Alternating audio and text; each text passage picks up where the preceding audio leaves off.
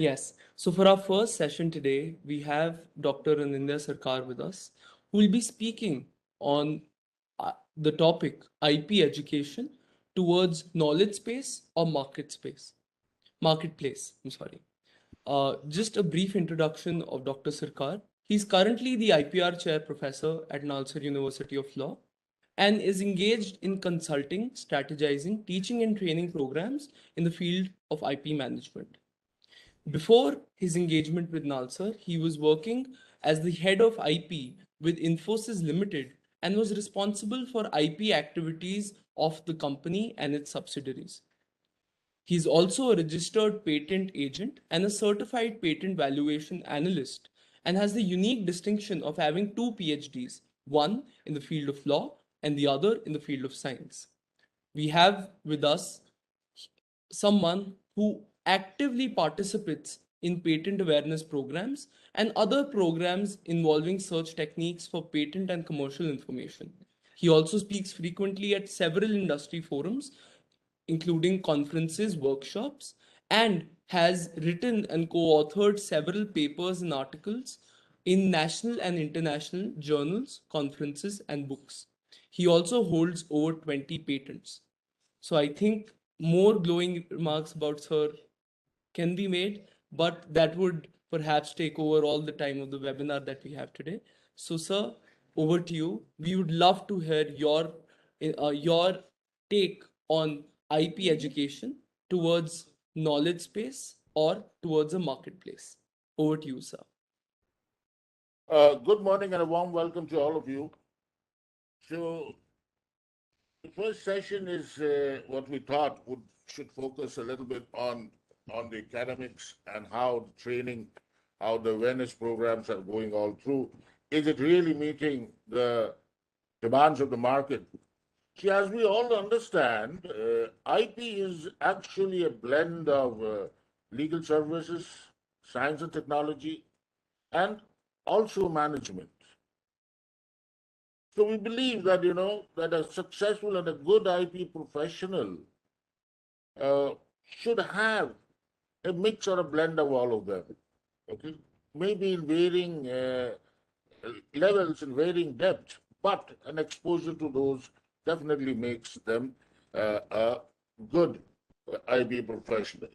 Now, what does an IP professional? What is the aim of an IP professional? Once somebody is educated, aware, and is capable of uh, handling IP issues, what are the options? You have basically three options which are available globally. One is some of them prefer to be in academics and train and teach more people. Some would like to join law firms and or IP firms. Today we have specialized IP firms which deal only with IP matters. And the third option, which is also very, very on the rise, is to become in-house counsels and join the corporate. Now, if you really look into the details of those, the requirements for all of them may not be very, very similar. And as such, we are on a situation where sometimes, it's not all size fits all situations. So let's look at where we stand now. See, today we have around 80,000 to 1 lakh students taking admission in law every year in this country. Now, that's a huge number. Okay, we have the National Law Universities, 23 of them. We have several private enterprises. We have several colleges. We have several universities which have law departments, and which gives or which allows close to 1 lakh students to take admission in an LLB program, which in turn results that today we have more than 20 lakh lawyers who are fresh and young lawyers are who wants to make their terrain in this field of IP or in other aspects of law. See, is the role of law schools, is the role of teaching in different colleges is just widening the ambit of human understanding, justice, or it's simply making people ready to win cases.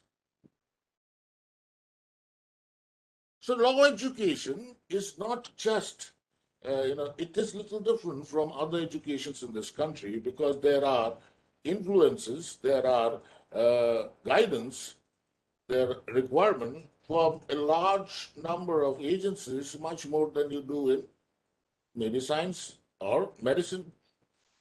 See, as such, any education in this country is controlled by the UGC. So the UGC has a guidance. Then we now have the Ministry of Commerce, DBID, looking into various IP program. Okay, NAC, every institute needs a NAC accreditation, and so that's another part. It's Bar Council which sets up the syllabus and looks that the minimum standards are maintained. Then we have law commissions, and then we have the influence of courts, which is an ever increasing number of cases coming in, which are to a great extent essential for legal education. So that's where legal education, if you look at it, IP is a specialized part of the legal education, and that's where we stand. Now, if I look into a circle inside the circle, that is, we're looking at from the legal education going into a smaller circle inside and looking at IP education inside. So what are the current trends of IP education? Okay? These are some of the facts which are collected all through. See, the most challenging and the most critical ones is what I've tried to list down. See, IP law is not a compulsory subject in many law universities and law colleges. Now that shouldn't bother us because we're sitting in Nalsar, it's not that way here.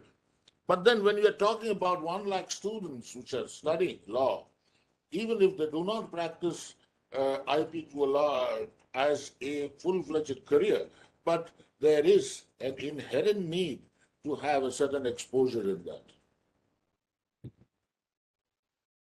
So this is not really a compulsory subject. NLUs and national law universities have it as a compulsory course. But if you look at most of the NLUs, by most, all of them, all segment is taught in just one semester. Now, whether that has its own benefit, that could have a few drawbacks as well. It's only a handful of universities currently which offer IP specialization at the master's level. When this is becoming a demanding career, probably this number should be increasing to a great extent. We are happy and proud that at Nalsar we do offer master's IP specialization even in master's level. Now, if you break up into the segments of IP, then we have an adequate experience, adequate number of case laws on copyright and trademark, which makes it easier, which makes it convenient, both to study and teach. Okay. Now, even saying that, even having said that, I would say understanding copyright and trademark in the digital environment is still a challenge. Okay. It's not something which is being looked into in a greater depth. Whereas if you look at patents, we do not have an adequate experience or case laws in this country. We have a high reliance on foreign case laws. And, in many of the cases, the courts in India, in a couple of cases, have also relied on foreign case laws. If you look at trade secret, geographical indication, integrated circuit, semiconductors, protection of plant varieties, they are very, very new to many even today. So where is the challenge in the education? It's very easy to set a syllabus. And finding a teacher is the real challenge. If you want to include all a compulsory IP education in all the law universities or in technology schools, we might have find it a big challenge to have certain resources to do that. However, in today's world, this is one good benefit which has come out of the pandemic. The world has now become a very small village, and we have the extensive use of the online system. And then, to some extent, this could be addressed. Okay. There is no compulsory component of IP in higher education and science courses. Okay. Although there are, as we go along, we'll see that there are some places where it is given uh, due importance. There are some elements which are taught to students, but the trend to publish or perish is now has been changing to patent, publish, or prosper. When we say patent, publish, or prosper, the surprising part is that yet there is no formal learning to prosper.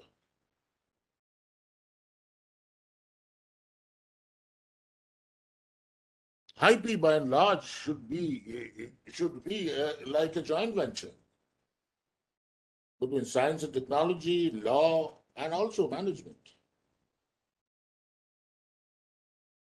See, if you look at the current state, we have a mushrooming of startups happening.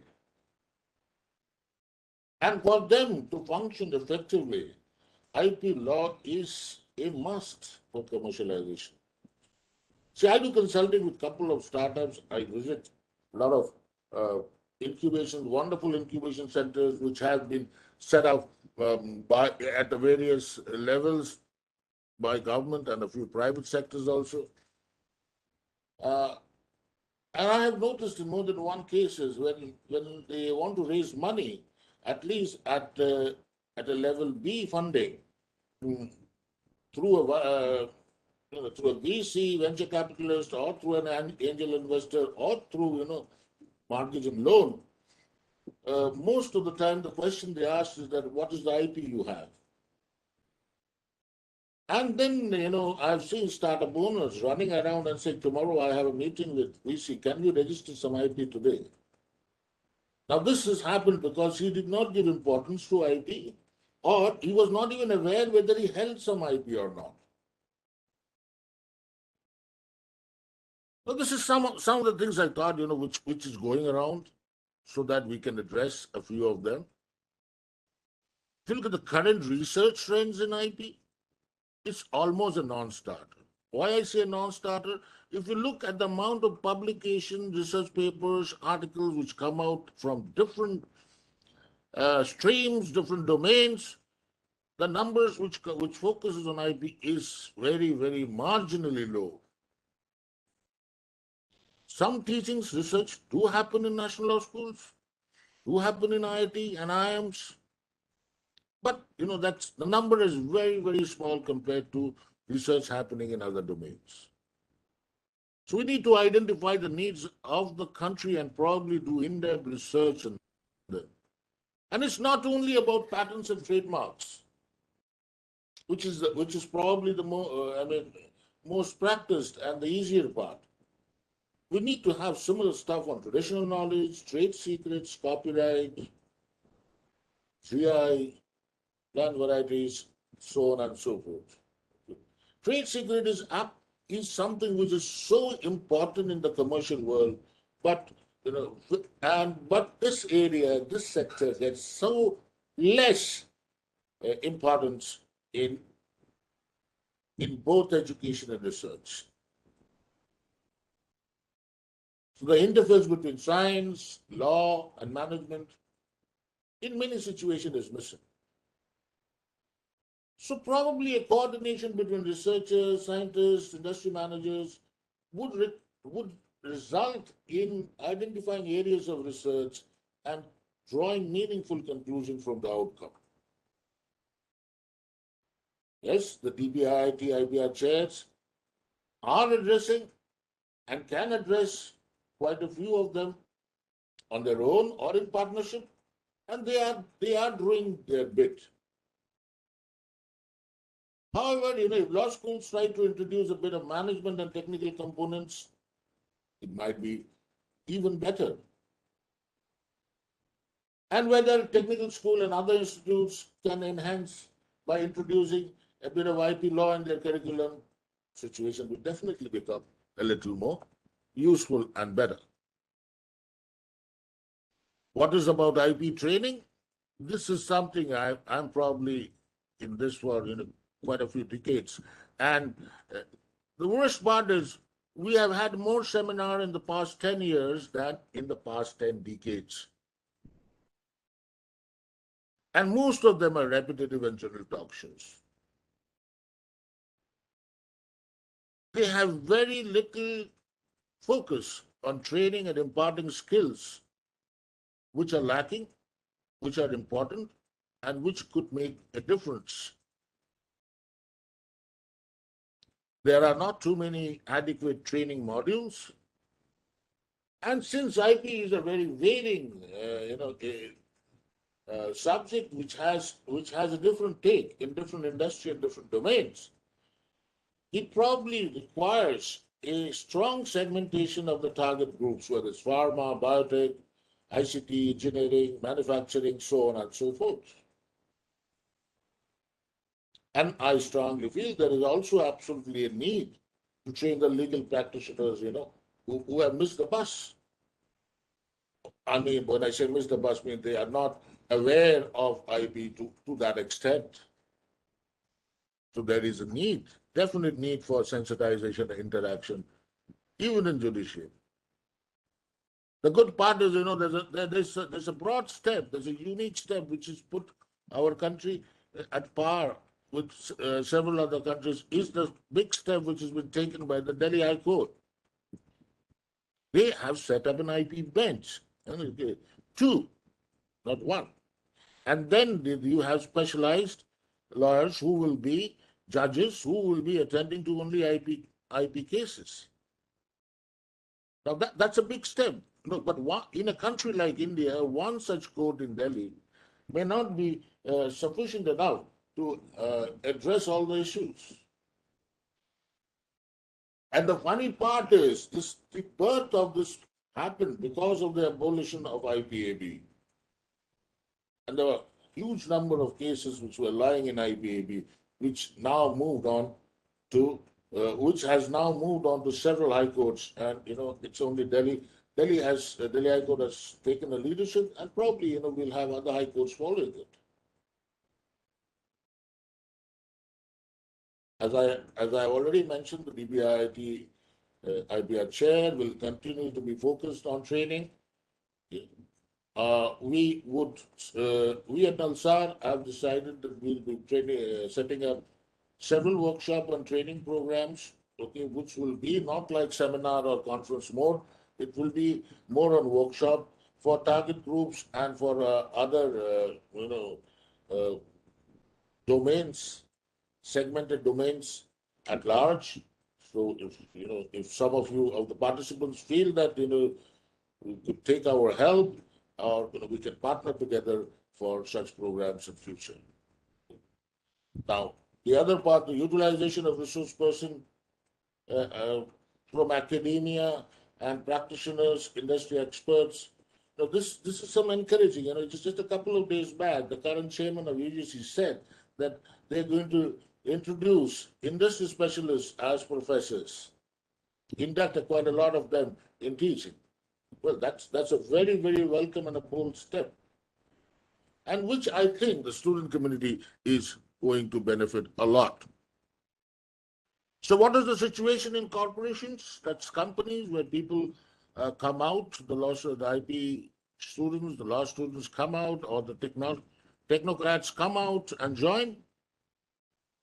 Well, first, keep in mind, in the last year, growth of law schools in this country has been exponential. There has been tremendous increase in the popularity on the practice of law as a profession, which is a welcome sign, which is a welcome. Who want to become IB professional. And if you look at it, if I don't know whether Professor Ganguly is still around. When we started our career in IP, it was so difficult to explain to people what we do, including lawyers. Things have changed a lot. That's the positive part of it. But since I showed you some number, the supply is at times much higher than demand. Having said that, I should also make a comment that even if the supply is much higher than demand, most of them are half-baked.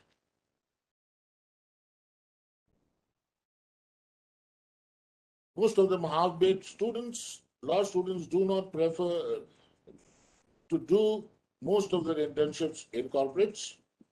Okay. The preference is on law firms, which is I'm not saying not bad, but it hits the corporate. So which fills up a gap between the knowledge and the skills. The good part again is, most students today are very, very ambitious, and often, earning becomes more important than learning. And this hits the corporation, which leads to a very high rate of attrition. Now, that's what the student part of it. And now, an IP professional, when he goes to a corporate, what are the challenges he faces? The main challenge he faces the first time he gets into a situation where he has to manage risk. It's not only prosecution work. See, IP has two parts. One is value, other is risk.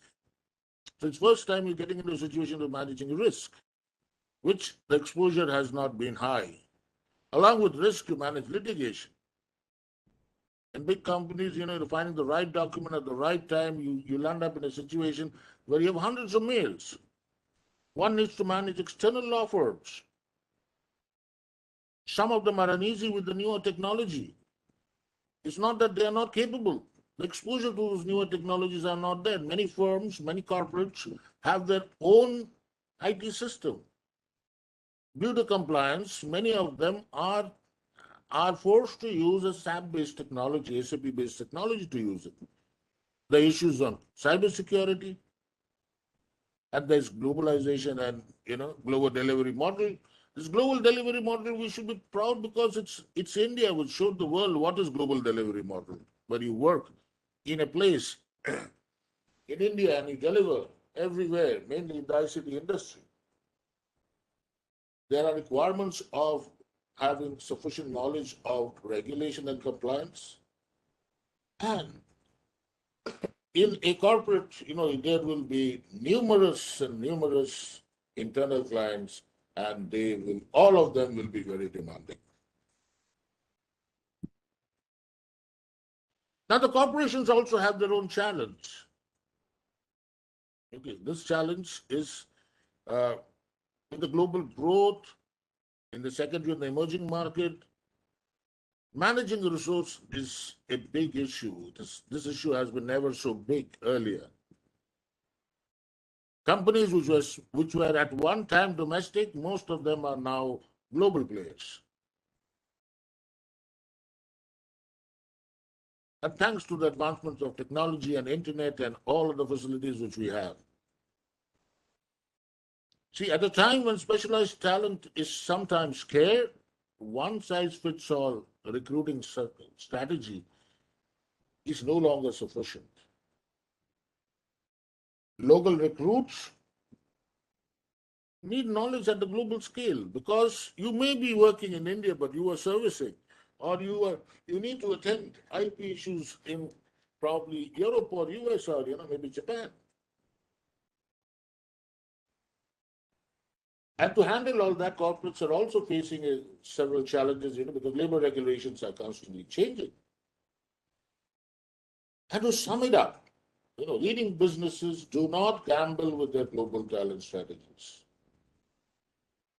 They do sufficient research, analyze, prepare meticulously, and then work out their strategy. So the in-house role is also a very, very, very lucrative role for IP professionals coming out. And let's see why they like it and what are the challenges there. in-house roles usually is preferred because this is the route which finally leads to theses in organizations, but it's also sometimes, not a preferred route because law firms continue to be better paymasters. There are only a very few multinationals who offer higher salaries when compared with the local firms. But however, in-house role does give you a better work-life balance. Should one be interested in that? It has a few other, very, very distinct positivities. One is always a part of the strategic decision-making process, and there's a see the if you look at law firms now, the senior partners are more focused on business development. They are more spending more time in developing business rather than carrying out the legal work. Now, this has become a necessity because of large number of firms, huge competitions, and then with higher targets in mind. Now, these things are lacking when you are in an in-house role. The in-house role further allows you to fill gaps in business decisions, own up assignments which are there in the organization, and at the same time allows you to see the outcomes of the result of your work very closely. It gives you a lot of opportunity to have a direct interaction with your client. Law firms are increasingly having reduction in budget in certain activities which do not touch the in-house role. And comparatively, on a larger scale, may not be 100%, but to a very large extent, compensation is treated very differently in in-house, in corporates. They're more dependent on skill, scale, size, and the need of the company. And when you are in an in-house role, the biggest thrill which one can enjoy is you work directly with the senior folks. You work directly with the CXOs, the management, the company board. So you are close and you contribute to your level, to your extent, on the real business decisions of the company. Now that's something thrilling. Not only thrilling, that's something which is very, very learning. It enriches the skills to a very, very large extent. Okay. And that's what may be preferred or may be a choice for quite a few of the folks coming out of college. So what should we do? It's not my fault, it's their fault, his fault. It's not a blame game. It's not at all a blame game. It's not, we should, we can blame whomever. We can blame the university, the teacher, the student, the curriculum, everything around us. But this blame game is not going to take us. The point is, let's understand there is a gap, and that gap needs to be filled. And if we fill the gap, probably we are going to have a better and a much better resource coming up in the days to come. So are there gaps? See, there are some gaps which have been filled, there are some gaps which needs to be filled, and the people are working on it. Now who? So I have just tried to put down two aspects here, one from the student's perspective, another from for the others, that's the teachers, the corporates, the law firms. See, and I strongly feel that motivation can never be instilled from outside. Motivation to study, to educate yourself, to make yourself a better IT professional has to come from the academic system. It's not a rush for marks and attendance.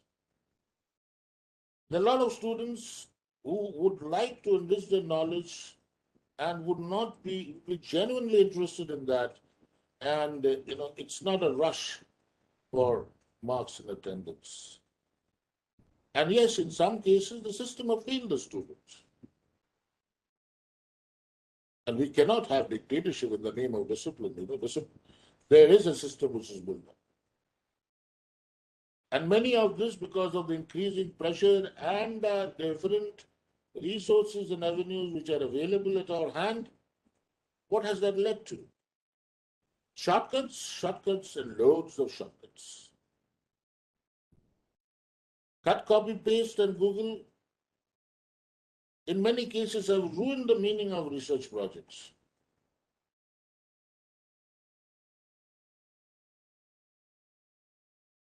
There is why, although we have built up system in most of the advanced law schools where there is plagiarism checks being done by several commercial tools, but then this on a larger scale is hitting uh, research projects in a large way.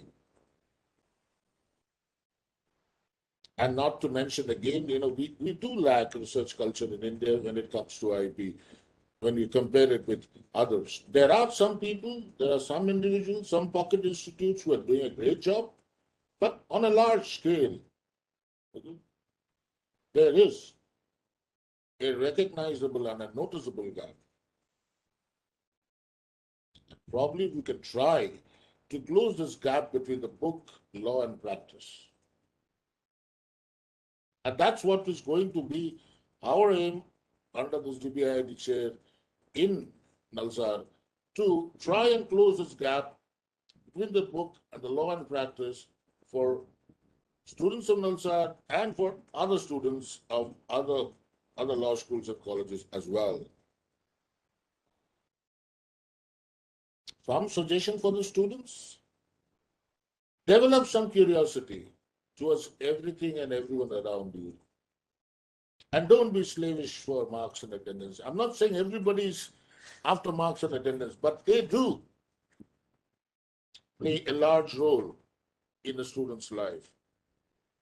At an earlier stage, the initial days of your career, you can give learning also equal importance to earning. Plan appropriate internship and increase your focus on technology.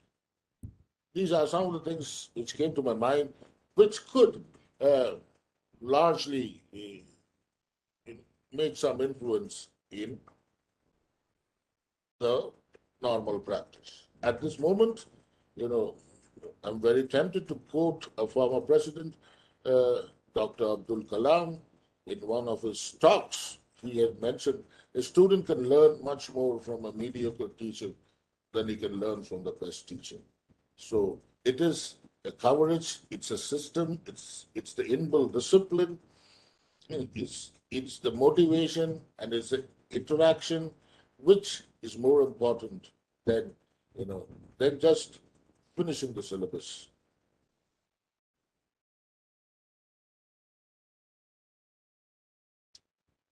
Now, just to end my presentation, I would like to quote Michel Greco, who's the former president of the American Bar Association. He said that lawyers are always going to the students, because the learning doesn't stop in law school. The irony is that when we become lawyers, we not only continue to be students, but we simultaneously are also teachers. Now, I believe, there's so much of truth in these two sentences, which, Michel said, and there's so much of value in these two sentences, which can really make some differences in the days to come. I think with that, I would like to stop and I thank you all for being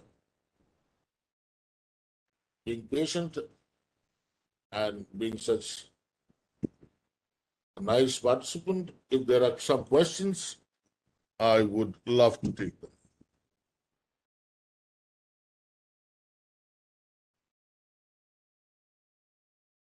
Thank you for sharing your insights, sir.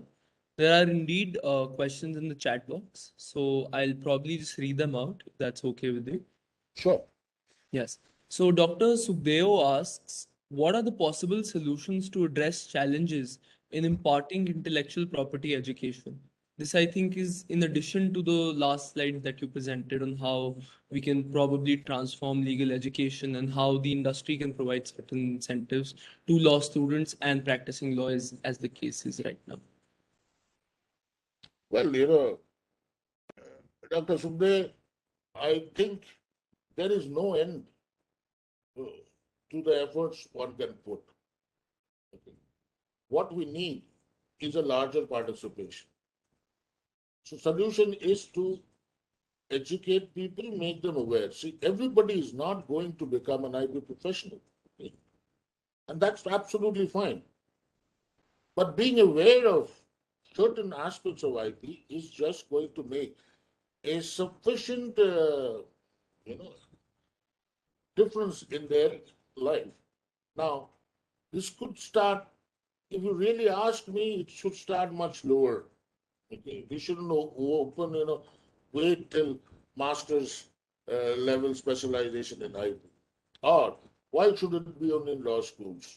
Why only some IITs are doing it? Should be some exposure to that understanding of it. Now, the exposures can come from various fields, from various corporations. What's important is not what we do. The most important is the larger participation. As I said, these training programs are going on for decades. But the participation is with a limited group. If you have a larger participation, probably this can improve a lot. That's my take on it. Is there anything else? Thank you, sir. I think that indeed answers that question. We also have another question by Mr. Janardhan, who asks, what is the relevance of practical application of IP knowledge in the domain of business activities in practice of technology before and after the release of the product or technology? Well, the relevance is very high, and the relevance is much, much higher before. When I say before, see, once you start with an idea. The idea leads to a solution. It could be a product or a process. Now, that product and process can match an existing product also. If you have developed a product process or your research outcome is something which contains IP and is capable of being protection in whatever means. It could be, it could be a copyright, it could be a patent, or whatever means. Then that should be done much, much before you commercialize it. Otherwise, your monopoly, whatever you are planning, will be lost. So the prosecution part, the protection part, should be blindly done before commercialization. After commercialization is the monitoring part and the enforcing part. That is, if somebody is trying to violate or infringe your IP, you take adequate steps and take it forward. Okay, so that you are not deprived.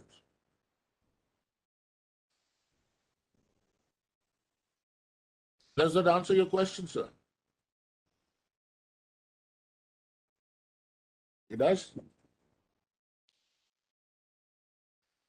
Certainly does, sir. Yes. So we have two more questions, sir, if that's okay with you. Yeah, we can make it short. Yes. So, Mr. Vamsi Krishna asks, will we really see an IPR boom in India, given that it is at an infant stage and there are local markets infringing products? So, do you think that there will be an IP boom specifically in India? It all depends on mass participation. We had a software boom in India because every student wanted to become a software engineer. Every company wanted to do business in software because they saw a future, they saw a revenue in that. Now, similarly, if more organizations see value in IP, okay, and because it is going to, I don't see why it should not happen. Secondly, the important point here is what you want to do as a business. What is your business model? Okay. If you are continuously making a Me Too product, you might have a higher revenue, but that will not lead to IP. You have to come up with novel products, novel processes, which has IP. Does that answer your question? Yeah, fine. We have one more. We'll take it quickly. Yes, sir. So this is more formal, I suppose, where he asks, how can patent professionals become patent valuer or auditor? What is the process?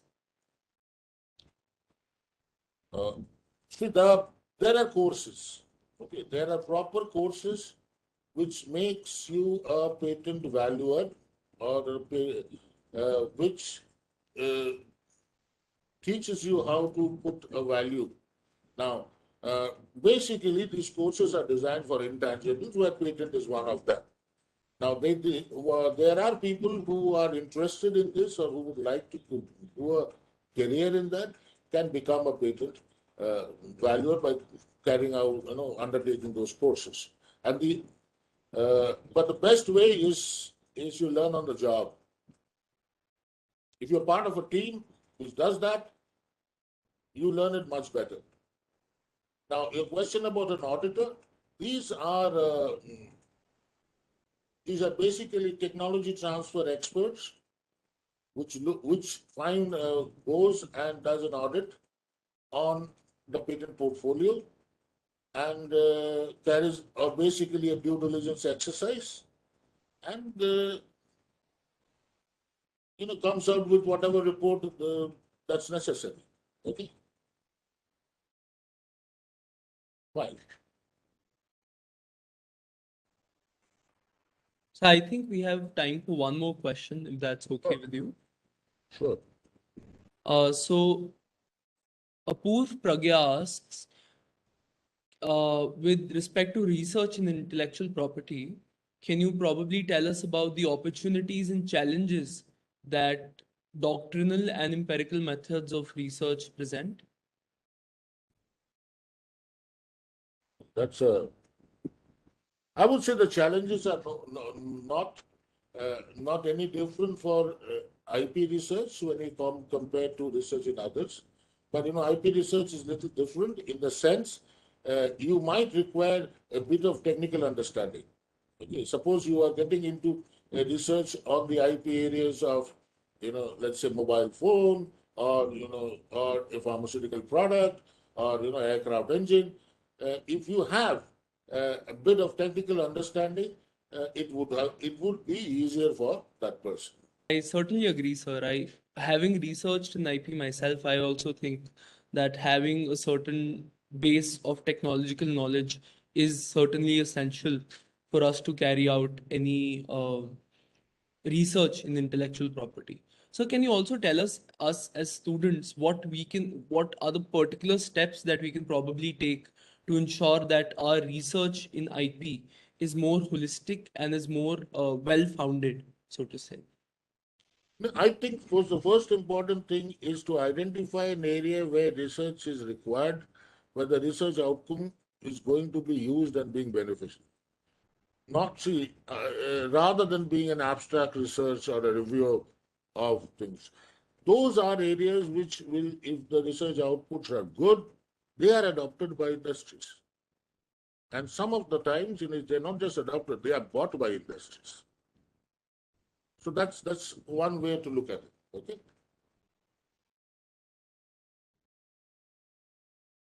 Thank you so much, sir.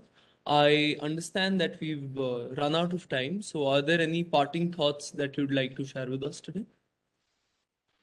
There's no parting thought that way. My thought is, my my life is nothing but IP. So for many years, so I would only say that we are very serious here under this chair to carry out various programs. So do reach out to us if you think you could benefit from us, or if you would like to partner with us. Okay. Thank you very much. Thank you so much, sir.